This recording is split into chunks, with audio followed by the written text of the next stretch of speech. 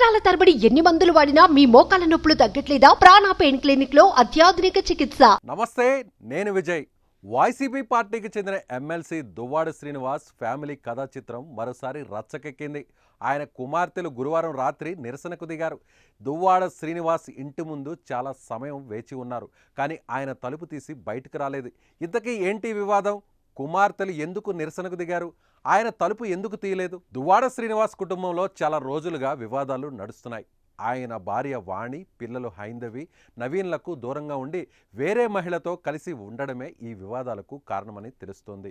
2024 ఎన్నికలకు ఏడాది ముందు భార్యాభర్తల మధ్య వివాదాలు రచ్చకెక్కాయి.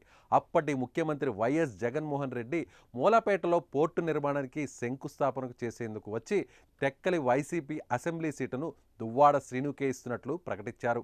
ఈ ప్రకటన వచ్చిన కొద్ది రోజులకి శ్రీనివాస్ సతీమణి దువ్వాడ వాణి టెక్కలి నియోజకవర్గానికి చెందిన కొంతమందిని వెంటబెట్టుకొని జగన్ను కలిశారు. ఆ తర్వాత ఆమెను టెక్కలి నియోజకవర్గం వైసీపీ ఇన్ఛార్జిగా నియమించారు. అయితే మళ్ళీ టెక్కలి వైఎస్ఆర్సీపీ సీటును శ్రీనివాస్కు కేటాయించింది.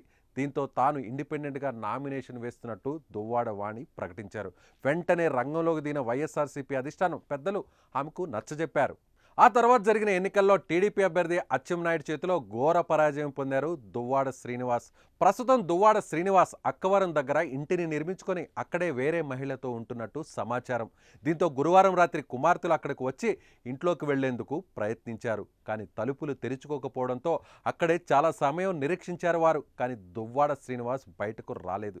ఇద్దరు కూతుళ్ళు కాసేపు గేటి గడియలు కొట్టినా, కారు హారన్ మోగించినా లోపలున్న వారు స్పందించలేదు. మధ్యాహ్నం 3 గంటలకు అక్కడికి వచ్చారు. రాత్రి 8 గంటల వరకు కూడా అక్కడే వేచి ఉన్నా కూడా తలుపులు తీయకపోవడంతో వారు అక్కడి నుంచి చేసేది ఏమీ లేక వెళ్ళిపోయారు.